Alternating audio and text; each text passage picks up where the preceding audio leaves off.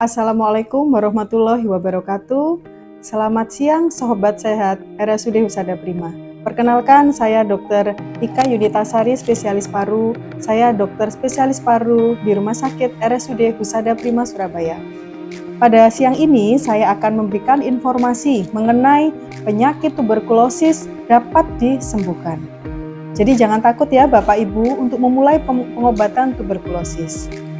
Indonesia saat ini menjadi peringkat 2 di dunia untuk penyakit kuman TBC.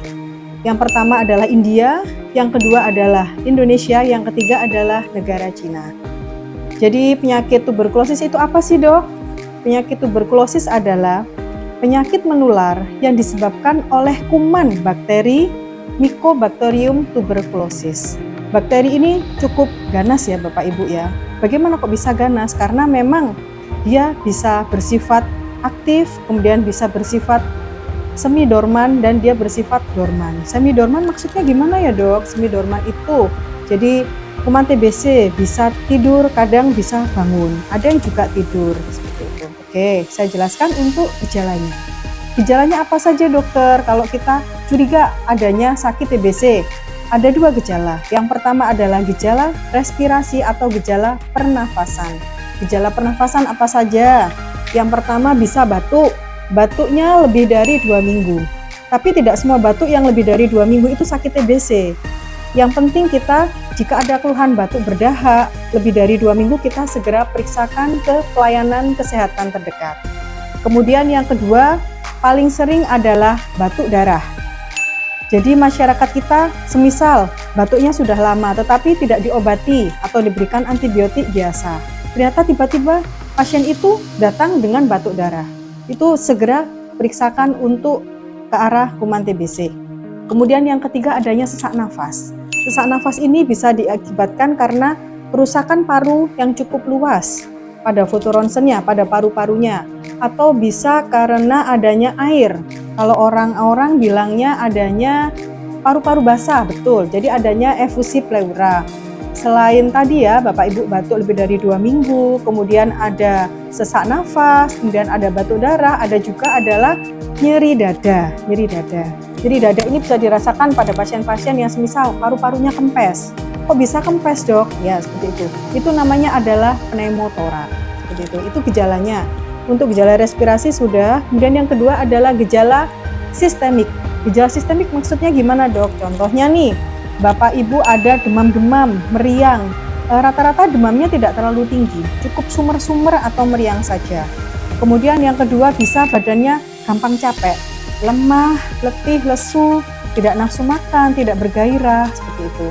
Terus kalau pada malam hari, pasien-pasien itu sering sekali bajunya basah Bapak Ibu.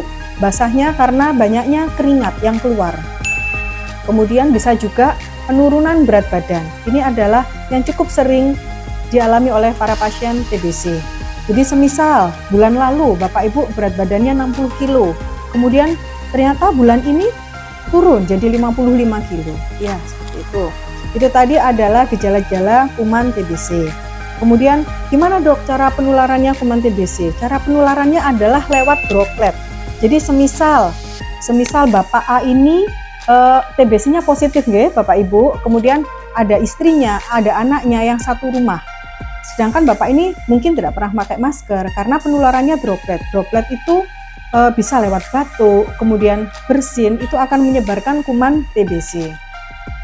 Jadi semisal Bapak ini positif TBC, kita harus men-tracing keluarga terdekatnya, keluarga inti, karena memang penularannya cukup cepat.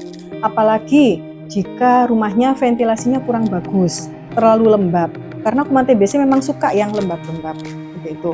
Kemudian gejala sudah ya Bapak Ibu, kemudian cara penularan, sekarang pengobatannya.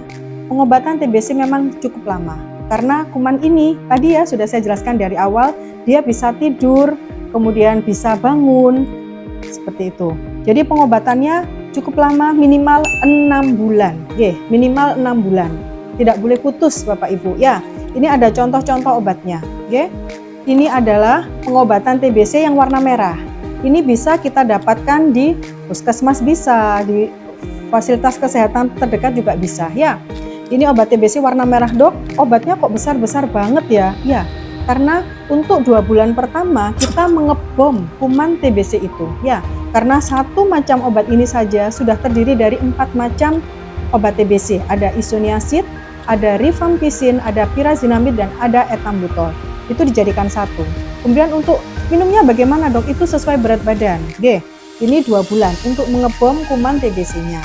Kemudian lanjut, ini untuk fase lanjutan. Kalau yang merah tadi fase intensif 2 bulan, kemudian ini adalah untuk fase lanjutan. Jadi ini 4 bulan.